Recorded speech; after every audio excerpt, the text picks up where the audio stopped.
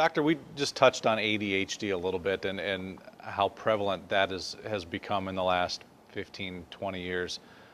Why is that? And it seems like we get bombarded by the media saying, "Well, if your kid has this, then he must have this." And why has that become such a, I guess, popular diagnosis, for lack of a better term? Well, what happened to myself personally before I wrote Dr. Bob's Guide to Stop ADHD in 18 Days, I saw a snapshot in the USA Today. Down the bottom corner on the front page, they usually have those. But they had a map of the U.S. that had where all the snack food was being consumed. And believe it or not, in the Midwest is where most of it was being consumed. The second most was over in the East Coast. A year later, now I saved certain articles. I thought that was significant. And I had read some articles about snack food and the oils they used to make it. Well, a year later, our local newspaper did a 5-day program on Ritalin and all the meds in the United States. Now, this is back in 1996. The map, see, Ritalin is a Schedule II drug. Methylphenidate. It's like cocaine. It's an amphetamine. In the map of the United States, there was a little county in the upper part of Michigan called Dickinson County, where 8% of the kids were on Ritalin. There was more Ritalin in the school principal office than there was in the pharmacy. I remembered the snapshot. I looked at the snapshot. I looked at the United States, and I had an epiphany.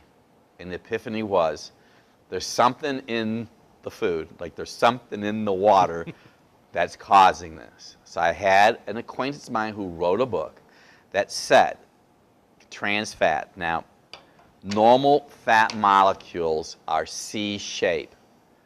They have a half-life of 18 days. When they make trans fat or partially hydrogenated oils, they're T-shape when they heat them. C's and T's don't interlock. Your brain sends messages on a layer of fat. This is be like the nervous system, called the myelin sheath. When I looked at the book, there's a fat in the brain. This is going to be a big word now. Docosahexaenoic acid. DHA for short. DHA bathes the brain and gives information, and it just helps the brain function optimally. Well, in the human body, unbeknownst to most of us in the USA, the food we eat becomes us. Somewhere along the way, that equation has been taken out. So what you eat becomes you. Well, what you eat has to go through steps. And those steps need vitamin B6, calcium, magnesium, and zinc, for example. So it needs those to make the recipe to make the DHA. So I'm showing you a formula right here. Trans fat, which is over here on the formula, sabotages your body's natural ability to make DHA. Because in the book, Dr. Bob's Guide to Stop ADHD in 18 Days, we talk about the half-life of cis fat and trans fat. So a lot of science believes today that genetically as a species, we can no longer make DHA from the food we eat. That's why everybody needs to use marine oil. Well, the marine oil in the world today is toxic. So we promote an anchovy sardine-based marine oil. Fish are smaller, less potential for toxins. So if you have a diet of French fries, which the average American consumes 28 pounds of French fries per year, that's going to sabotage DHA. So in the late 70s, the fast food industry went from beef tallow and lard to make fries. Now, when I was a kid, the first fast food restaurant came into my community in 1962. Okay. It's a long time ago. We would go to the fast food store twice a year. The French fries were 2 ounces, made in beef tallow or lard. As time went on, everybody thought the reason that we had high cholesterol was from beef and et cetera. In the late 70s, the fast food industry flipped, went and started using trans fat, which, by the way, has a half-life of 51 days. In the early 80s, economics in the world changed. Two people in the family are going to work. So moms are going to work, They needed convenience food. Well, back in the day, and even still today, trans fat is convenience food. It's snack food. So moms are going to work, kids da-da-da-da. And then that happened until about the early 1990s. So imagine kids are eating a lot of this food that's sabotaging the body's ability to send the message down, C-shape, T-shape. In the early 90s, our government allowed ADHD to be considered a disability. Our schools started getting compensated for kids who had ADHD. You see what he's saying? They started getting money. Now, I have done radio all over the United States. And I was doing a radio program in Cincinnati, Ohio. And, you know, live talk radio. So when you do live talk call on radio, that's always interesting. I had a guy call up, and he was angry. And I thought he was angry at me. He was not angry at me at all. He was angry at his ex-wife. Because his ex-wife put their son on Ritalin. Guess why? To get the money. Now, I'm not saying people with ADHD are all doing that today. I'm just making a point. So, in 1995, we talked about the nurses study in the past. We talked about trans fatty acids. So what's happening is National School Lunch Program. 31 million kids eat the National School Lunch Program. We had the law, the trans fat law that happened in 2005 when they said packages that say 0 grams trans fat on it. It had a half a gram of trans fat or less per serving. Well, recently, the city of New York stopped using trans fat in their restaurants. And we had a part doing with that because I did a radio show on WFAN in New York with Bob Salter on a Sunday, and the guy that was in charge of this whole whatever was going on out there heard me speak, got my book. We sent 10 books over there. I mean, it was very interesting. The state of California does not allow trans fat anywhere in the state in any of the restaurants. City of Cleveland and other cities are doing the same thing. So trans fat is sabotaging these kids' ability to function optimally. So most people don't think about even having good oil. So snack foods have trans fatty acids in them. Healthy foods have cis fats. Half-life of this, 51 days. Half-life of this, 18 days. That's why the title of the book is Dr. Bob's Guide to Stop ADHD in 18 Days. The challenge, though, with the T is the half-life is 51 days. So somebody could easily have a breakfast pastry, a breakfast roll, breakfast cereals, even today. Before we did this program, I was at one of our local grocery stores. A very popular breakfast cereal has trans fat in it. So if a child has trans fat in it, and in the book we talk about it, see, it's all about DHA. This is the big sabotager right here, because most people don't realize it has a long half-life. There's actually one of the major people that used to make a lot of these snack foods, Hostess. They're having financial problems today because people are voting with their wallets. They're not buying it. So there's a big shift. That's what's so awesome about your program that we're having here today. So when these kids are eating this trans fat, the trans fat sabotages DHA. Sugar comes into the play.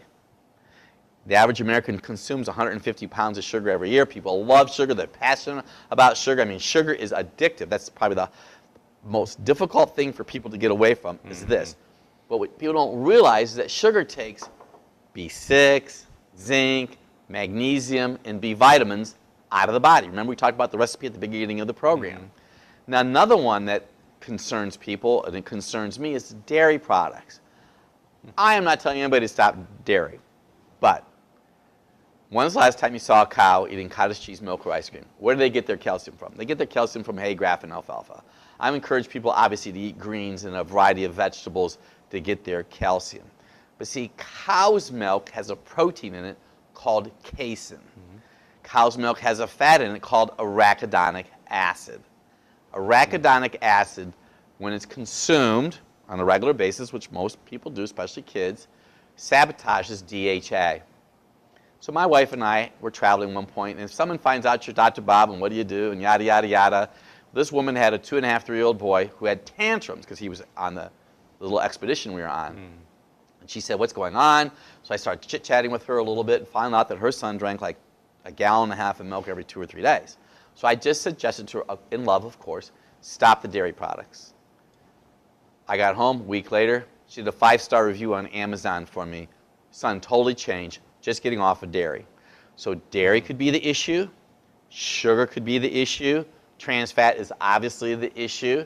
You know, some people talk about lead, Preservatives, the Fengold diet, preservatives, food coloring, additives, that also can sabotage the formation of the DHA in the brain. Doesn't have a half-life. Just taking fish oil for the sake of taking fish oil is not correct either. So science caught up with me. I said, what does that mean, Dr. Bob? Well, we have the ability right now, with a prick of blood out of a little finger, to send it to a lab to do what we call an essential fatty acid blood spot test. So I could have somebody come into my office, test them for the DHA levels. Now, we have people that come to see us that are bipolar, and they're suicidal. I had one girl that tried to commit suicide 3 times. My record was one lady tried to commit 12 times, but this girl tried 3. Mom was very concerned, and I'd be concerned too, 21-year-old trying to commit suicide. And you know, about 2,000 kids kill themselves every year in America. So we did the blood spot test to her. Her DHA was low. Her EPA was low. Her alpha-linolenic acid was low, and I know those oils, those are important, but her trans fat, if they could have made the page longer, her trans fat was out of the ballpark. So, you know, I grilled the girl, what are you eating? Because they like to dance around it all. Bottom line was she was eating French fries on a regular basis, as most of the people watching us who have kids. So you could eat French fries, cook them in rice oil, cook them in olive oil, cook them in coconut oil, bake them in the oven, but not in trans fatty acid. Took her off the trans fat, put her on the appropriate supplementation. Ta-da! She's alive today because she made those appropriate and necessary lifestyle changes. Here's the really good news. Now, we've been really studying this whole ADHD issue for 20 years. The kids today, in the new millennium, are very smart. They're beyond smart. I have Asperger kids that come in. They're literally geniuses. So I'm seeing a shift that's going on right now. And I'm not saying this to be unkind. I really believe the school system and the educational process in America is not kept up with the whole. Our kids are learning so fast, at such a fast rate. You cannot go, the kids that are really super intelligent cannot go into a traditional classroom on a chalkboard or a whiteboard and be entertained. They need fast stimulation. So in various states, they're actually having computers and on the internet. And these. So I've had Asperger kids, and I am telling you, 18 days, they turn around totally. We get them off the sugar, we get them off the items. Now, I'm going to mention a food that I think is one of the worst foods in the world that'll cause ADHD. Are you ready for this? Drum roll, please. Skittles. Because of the sugar, and the coloring.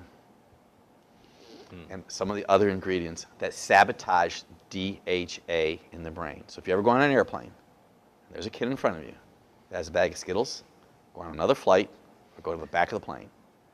If you go to a movie, it is the exact same thing. And just everybody watching me around the world right now, just trust me. Now, there are a lot of other foods, trans fat. We're talking about DHA.